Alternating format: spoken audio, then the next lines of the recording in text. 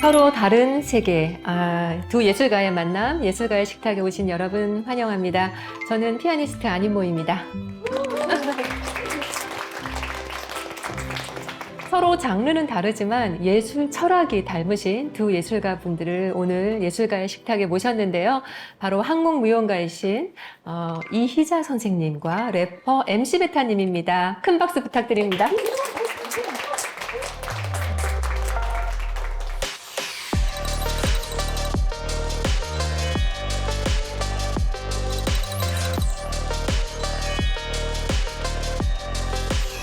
자, 이렇게 두 분 만나셨는데요. 네. 오늘 혹시 초면이신가요?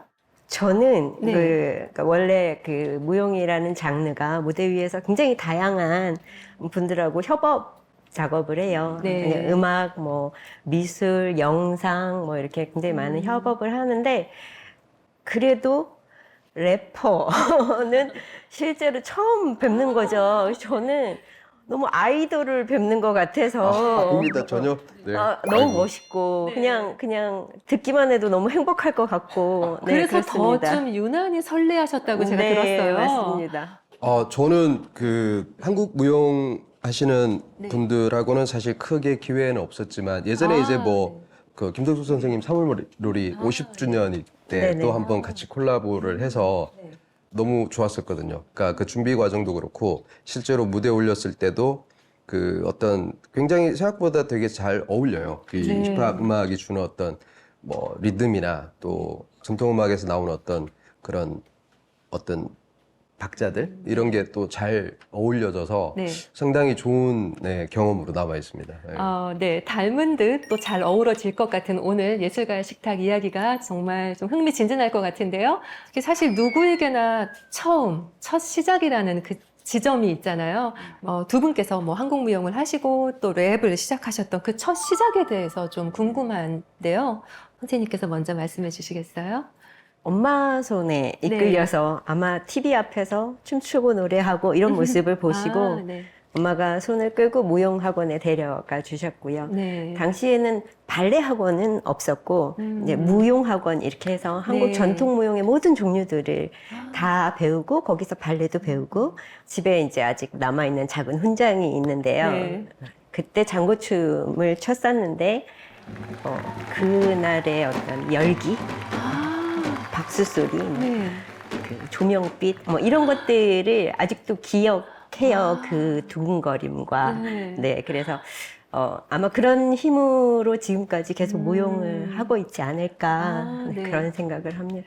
이 기억 속의 그 힘 굉장히 네, 중요하죠. 네, MC 메타님은 어떠세요? 첫 네. 시작점. 네. 저는 이제 처음 랩 시작한 게 25, 6쯤에 시작이기 때문에 그때 제가 시작했던 90년대 중반 때는 사실상 한국에서 어떤 뭐 래퍼는 있지만 소위 말하는 이제 힙합 음악 또는 힙합 뭐 뮤지션이라는 게 제대로 이제 뭔가 인식이 잘 안 돼 있던 시기였어요. 그러다 보니까 장르적으로 자리를 못 잡고 그렇죠. 있던 시기네요. 그래서 대중음악계에 이제 나오셔서 랩을 하시는 분도 없지는 않았어요. 근데 이제 그분들의 어떤 음악들이 저희가 이제 딱 그렇게 100% 만족치를 못하다 보니까 예. 그러면 우리가 해도 될까? 뭐 이렇게 시작이 된 거죠. 그래서 네. 뭐 예를 들어서 저희끼리 모여서 막 랩을 하다가 코가 간지러서 기침을 했어요. 그럼 그 시기에는 기침 랩의 창시자가 되는 약간 그 정도로 없었다는 거예요. 뭐 랩하다 딸꾹질하면 이거 딸꾹 랩이다 이런 식으로. 네. 그렇게 이제 저희는 한마디로 이제 매니아에서 저는 이제 래퍼로 이제 전향을 한 케이스죠. 네. 이 선생님께서 MC 메타님 만나면 꼭 묻고 싶은 질문이 있었다고요? 계속 어떤 한 장르를 가다 네네. 보면 네. 기운이 빠질 때도 있고 네. 의문이 생길 때도 있고 또 다른 장르에 관심이 생기기도 하고 막 네네네. 하는 지점이 있는데 랩이라는 장르를 네네. 계속 가져가고 계신 네네. 어떤 본인만이 알고 있는 비밀, 지속하는 이유가 뭘까? 네. 오, 근데 이게 사실은 저희 장르에서 이제 골든 에라라 그래서 90년대거든요. 근데 90년대가 저희 장르뿐만이 아니잖아요. 네. 뭐 밴드 뮤직이건 다양한 문화예술이 90년대가 풍성했죠. 진짜 어마어마하지 않습니까? 네. 근데 그 시기에는 음반 하나를 사도 새롭고 그 래퍼의 다음 음반이 나와도 새롭고 그러니까 이게 늘 한 장 한 장 새로운 음반을 구입할 때마다 신세계를 만나는 느낌이었거든요. 그래서 저는 매력이 그거예요. 늘 새롭고 늘 뭔가 좀 그 기대감을 주는 어떤 문화적인 음악적 장르적 특성이 있어서 확 빠져들었지만 그게 너무 이제 이 수용을 폭넓게 하다 보니까 지금은 이제 너무 좀 지치는 면도 없지 않아 있는 거죠. 네. 그러니까 지금까지도 계속 이렇게 랩을 하고 계신 이유 중에 그러니까 좋은 관점에서 보면 굉장히 많은 가능성을 가진 장르였다라는 늘 말씀이시네요. 프레시한, 네. 아, 이희자 선생님께서는 또 리을 무용단의 단장이세요. 네네. 근데 리을 무용단 굉장히 이름도 독특한데요. 네. 이 리을 무용단 소개를 부탁드립니다. 네. 그 리을 무용단은 전통의 현대화를 향해서 전통을 기반으로 계속 훈련을 하면서 창작 작업들을 40년 동안 지속해 왔고요. 저희가 2022년에 네. 그 아르떼에서 꿈의 무용단이라는 교육 네. 프로젝트를 시작하고 네. 무용 교육 프로그램을 기획을 했어요. 네. 제목은 춤춤춤 놀자였고요. 네. 일반 아이들에게 전통을 가르쳐야 하는 건데 네. 지루하고 재미없고 관심이 없는 이 전통 무용을 아이들한테 어떻게 가르칠 수 있을까 고민을 하면서 아이들 문화에 전통을 하나씩 얻는 거죠. 아이들이 전통 탈을 쓰고 네. 아이들이 버선을 주고 부채를 주고 릴스를 찍게 하는 거죠. 쇼폼을. 네. 그냥 할까? 시키면 할까? 막 이런 네. 고민들도 많이 했는데 실제로 집에 가서 엄마도 쓰고 하고 아빠도 쓰고 하고 친구들이랑 하고 이러면서 그 다양한 그 온라인상의 많은 쇼폼들을 아이들이 막 직접 만들어서 올리고 하더라고요. 나는 자꾸 위험한 춤을 춰요.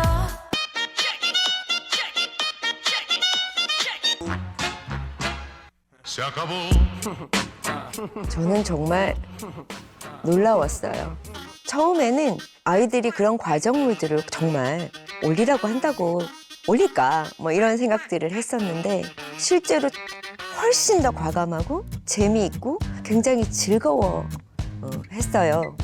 이 꿈의 무용단이라는 프로젝트 자체가 너무나 멋진 예술 교육의 시작이고 정말 우리나라 전국에 네. 많은 학생들, 많은 아이들이 경험할 수 있는 네. 그런 프로젝트로 성장하면 얼마나 좋을까 네, 그런 생각을 했습니다. 네, 굉장히 놀랐던 부분들이 네. 오히려 그런 전통이라는 게 오래됐고 물론 뭐 고였다는 얘기는 아니지만 네. 그러다 보니까 늘 우리가 일반적으로 생각하는 그런 이미지를 떠올리기 쉬운데 굉장히 뭔가 저희 생각의 틀을 깨는 그런 어떤 모습을 보면서 저는 이게 진짜 힙합이지 막 이런 생각을 오히려 가졌습니다. 더 많이 확산되고 더 네. 많은 학생들이 이걸 경험해 본다면 얼마나 네, 좋을까요? 자, 우리가 이렇게 좀 확산에 대한 이야기를 하고 있는데요. 우리 MC 메타님께서 확산하신 게 또 있죠? 확산시키신 거. 제가 네네. 알기로는 랩인데. 네네. 네, 좀 특이하게 하신다고요? 제가 이제 눈치채신 분들 계시겠지만 이 경상도 사람이거든요. 아무도 못 쳤으면 성공한 거고. 예. 그래서 억양이 좀 다릅니다. 이 사투리는 고쳐야 되는 거지. 틀린 거니까 이렇게 생각을 했는데 이제 랩을 하고 힙합 음악과 힙합 문화를 계속 이제 제가 받아들이면서 느낀 게 힙합은 지금 시대에 조금 다를 수도 있는데요. 저희가 90년대 음악 할 때는 항상 제일 자기의 진솔한 면으로 찾아가는 약간 그런 면이 있어요. 네. 그러니까 가장 솔직한 그게 본인의 욕망이건 내면의 뭐 고백이건 비밀이건 그래서 그렇게 생각하니까 저는 완전 가면을 쓰고 산 거죠. 이거 나 완전 페이크네 해서 2012년에 그 프로젝트를 할 때 대구 사투리로 내가 랩을 쓰겠다 해서 사투리 랩을 썼어요. 네. 묵깎기 하단 말이 있어요. 사투리 중에. 대구 사투리 중에. 대구는 네 묵깎기 하네. 뭐 이런 게 있어요. 뭐 모서리 같은 게 뭉툭하거나 아니면 어떤 것들을 좀 이렇게 막 억지로 밀어붙이는 그런 형상? 뭐 그런 상황? 힙합 하려고 올라왔더니만 묵같게 하네 하고 이제 쓴 가사인 거죠. 뭐가 문제인겨 꼬마 그냥 놔두 있어 뭐 하면 열지 말고 그만 꾹 닫아두 있어 엄한 다리 잡지 말고 혼자 말아무 있어 그래도 활라마 차라리 날 잡아무 있어 내가 겠지요 대도 안한기 뭣도 안하이 말아무이 마이 말이 마이 나오이 꼬마가 옆에 가가 뭐 가갈 게 있나 TV 봐봐도 없단 거 알아무 있어.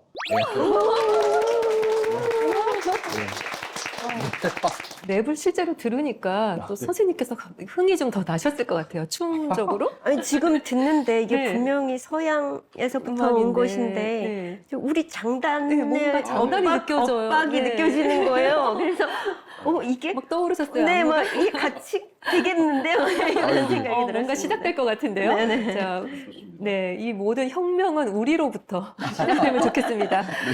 오늘 이렇게 예술가의 식탁에서 좀 우리가 주제로 삼아야 될 것이 있는데 저희가 제작진이 사전 미팅을 하는데요. 두 분께서 공통적으로 어떤 단어를 계속적으로 말씀을 하셨대요. 그 단어가 뭘까요? 글쎄요. 잘 기억은 안 나지만 뭐 아마 힙합 뭐 이런 얘기 많이 하죠. 네. 근데 자. 힙합 얘기 안 하셨을 것 같은데. 이장 선생님께서 정찬만, 혹시 네. 말씀하셨을 때 저도 생각나는 건 네. 춤? 근데 춤 얘기 안 하셨을 것 자, 같은데. 두 분이 정말 다른 분야의 예술가 분들이시잖아요. 그런데 이 두 분께서 굉장히 공통적으로 계속 말씀하신 단어가 있습니다. 바로 나예요. 아, 자, 이장 선생님께 먼저 여쭤볼게요. 왜 나를 강조하셨나요?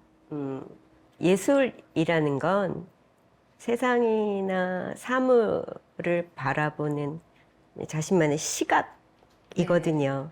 근데 그 속에서 나의 경험이나 나의 이야기나 나의 스타일을 가져가는 거죠. 네. 그 장르적인 테크닉으로 네. 구현해내는 거라고 생각을 합니다. 어떤 시각을 갖게 되려면 내가 이걸 좋아하는가, 내가 이걸 싫어하는가, 네. 나는 뭐에 마음이 움직이는가, 나는 왜 이것에 분노하는가, 뭐 이런 여러 가지 지점들을 나를 인식하는 어느 지점, 네, 이런 자기 인지의 지점에서부터 이 모든 것들이 출발하기 때문에 이 지점이 너무나 중요하고 네.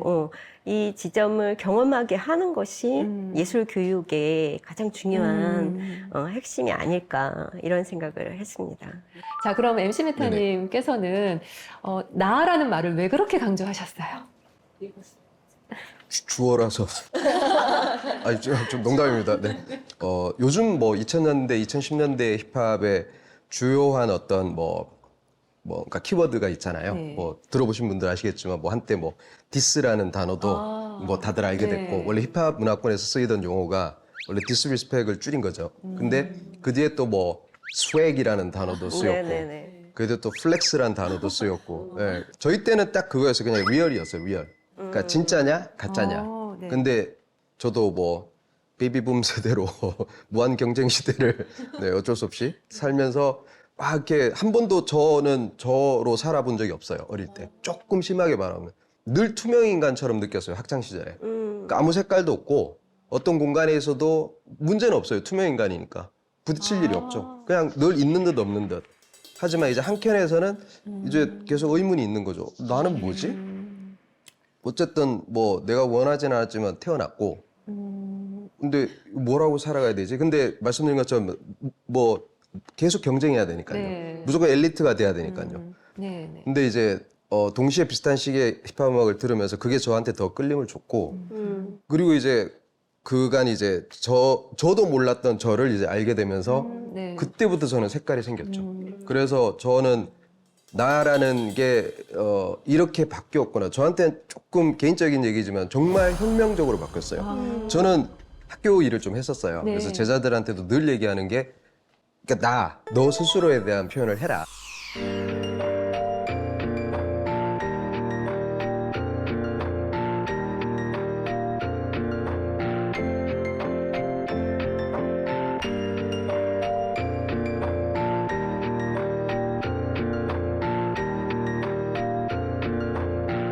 예전에 어떤 사람이 나한테 그런 질문을 한 적이 있어요. 가사 쓰는 비법을 얘기해달래. 당신의 가사의 비밀은 무엇이오? 사실 나도 비법은 없어요. 없지만 뭔가 불현듯 떠올랐던 거를 얘기했던 것 같아요. 답을 주지 마라 그랬어요. 가사에 답을 지으라고 하지 마라 그랬어요. 살아오면서 보면 명확한 거는 몇 개 없어요. 명확한 건 몇 개 없고 모든 것들은 좀 중간쯤에 있거나 조금 불명확한 게 더 많거든. 네. 근데 그걸 우리는 자꾸 답을 지으려고 해. 보통 이제 자기 이야기를 하는 걸 좀 꺼려하고 두려워들 하더라고요. 근데 이제 다 있잖아요. 메모장이나 네. 뭐 이런 데다가 이렇게 그냥 간단하게 순간순간 뭔가 읽기 싫은 또는 뭔가 나한테 조금 뭔가 각인이 된 어떤 저는 되게 많이 쓰거든요. 단어 하나 아니면 짧은 구문 하나 아니면 뭐 몇 줄의 문장이건 때에 따라서는 새벽에 막 그냥 계속 막 쳐요. 저도 예, 씁니다. 예, 예. 봤죠? 네, 다 저도, 똑같다니까요. 그러니까 끊임없이. 근데 예, 이게 엄청난 나중에 소스가 돼서 맞아요. 예. 네, 이렇게 혁명이라는 말씀을 좀 해주셨고 나라는 단어를 지금 풀어가고 있는데요. 네네. 서로의 말씀을 들어보니 어떠셨어요? 전혀 다른 너무나 멀리 있는 네.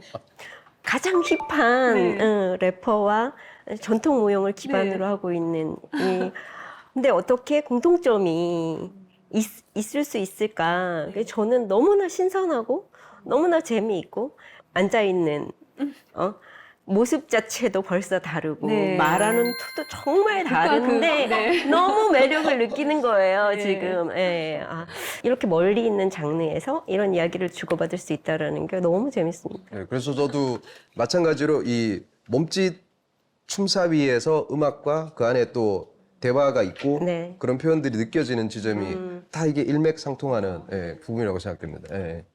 여러분께서 이제 두 분의 예술 세계를 함께 하시면서 이 두 분 예술가 분들의 뿌리가 굉장히 튼튼하다는 생각을 하셨을 것 같아요. 관객분들께서 아마 좀 질문이 생기시지 않았을까 싶습니다. 관객분들 중에 혹시 질문 있으신 분 계신가요? 네. 네, 안녕하세요. 안녕하세요. 네, 이희자 선생님께 질문 드리려고 하는데요. 한국 무용도 전통이지만 많은 그 움직임을 안무를 하시는 걸로 알고 있어요.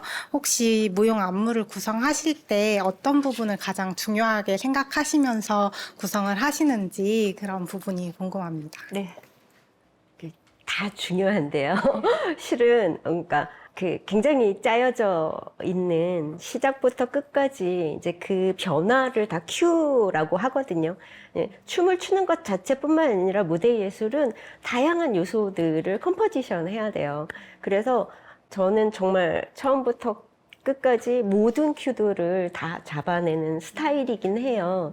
그래서 관객들의 호흡을 소위 밀당하는 거죠. 예, 이런 지점들이 있는데 이 모든 것들은 다 관객하고 연결되어 있는 것 같아요. 제가 어떤 이야기를 하고 싶은가, 그것을 어떤 형식에 담아낼 것인가, 그리고 어떠한 스타일로 할 것인가, 이런 것들, 이런 주제적인 것들부터 무대 위의 스타일, 그리고 어떤 춤으로 그것을 표현해내고 할 것인가, 이 모든 것들은 다 관객들을 향해 있거든요. 그래서 어찌 보면 관객의 눈이라고 해요. 예술가가 관객의 눈을 갖고 내가 원하는 어떤 방향과 관객과의 눈을 이렇게 맞추는 거죠. 그래서 그 속에서 서로 어떤 공감대나 호흡을 느끼게 되면 영혼의 터치가 생기는 것 같습니다. 네. 네, 관객의 눈을 가장 중요하게 생각하신다고요? 네, 자, 그러면요. MC 메타님께 네네. 질문해 주실 분 계신가요? 오늘 나눠주신 말씀 속에서 되게 그런 치열한 삶을 살아오신 것 같다라는 인상을 많이 받았는데요. 예술가로서 또 한 인간으로서 일상 속에서 스스로를 지키면서 또 정화하시는 구체적인 방법이 있으실지 궁금합니다. 정화요? 네네. 저도 단순해지긴 했는데 그나마 다행인 게 계속 저는 이제 뭔가 이게 재밌어요. 아직까지 재밌어서 한 2년 전쯤인가 동년배의 뮤지션 중에 이제 장르가 다른 친구가 있어요. 근데 이 친구도 상당히 오랫동안 한국 음악계에서 활동했던 사람인데 어떤 인터뷰에서 본인이 그렇게 표현했더라고요. 나는 그러니까 쉽게 말해서 이거죠. 나는 직업적으로 뮤지션이 아니다. 난 취미 활동이에요. 이렇게 얘기를 했어요. 근데 현업으로 지금 하는 사람이에요. 근데 그게 제가 하고 있는 뭐 랩이나 이거에 대한 비하적인 측면이 아니라 이제 겪어보니까 말씀하신 것처럼 이걸 여기도 이제 비즈니스도 들어가고 돈벌이를 해야 되고 먹고 살아야 되고를 바라보니까 얘가 미워지는 거예요. 잘 안 되니까. 그러니까 내가 얘 미워하면 안 되는데 왜 얘가 밉상이 됐지? 그래서 그러면 얘를 좀 진짜 내가 좋아하는 걸로만 아끼면서 가자라는 식으로 되고 다른 이제 뭔가 힘들고 더러운 거는 다 이제 치열하게 살자 이렇게 가니까 이게 뻔한 답변 같지만 결국 제가 좋아하는 게 저를 다시 정화시켜주는 것 같아요. 네. 그러니까 네, 답변이 됐나 모르겠습니다. 네. 또 한 분께 질문을 받아볼게요. 네, 안녕하세요. 네, 안녕하세요. 이희자 선생님께 질문 드리겠습니다.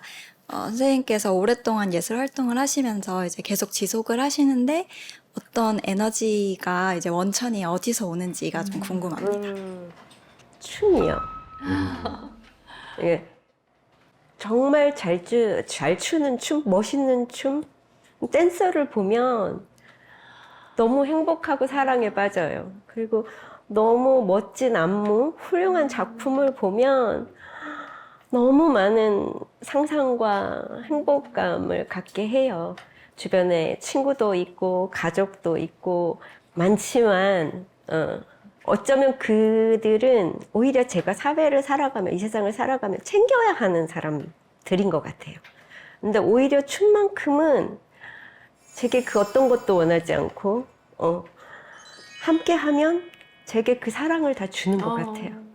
그래서 저한테는 그런 동력이 언제나 그 어려운 시점에서 늘 만나게 되는 춤인 것 같아요.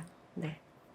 네, 여러분 이렇게 관객분들과 두 예술가분이 이렇게 대화를 나누니까 우리가 좀 이 문화예술의 힘, 그리고 문화예술 교육의 힘, 의미, 그 가치를 좀 더 느끼게 되는 것 같아요.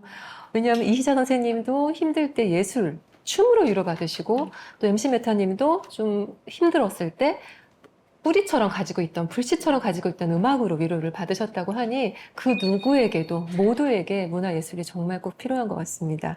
두 분이 생각하는 문화예술 교육이 무엇인지라는 그 질문을 드리고 싶어요.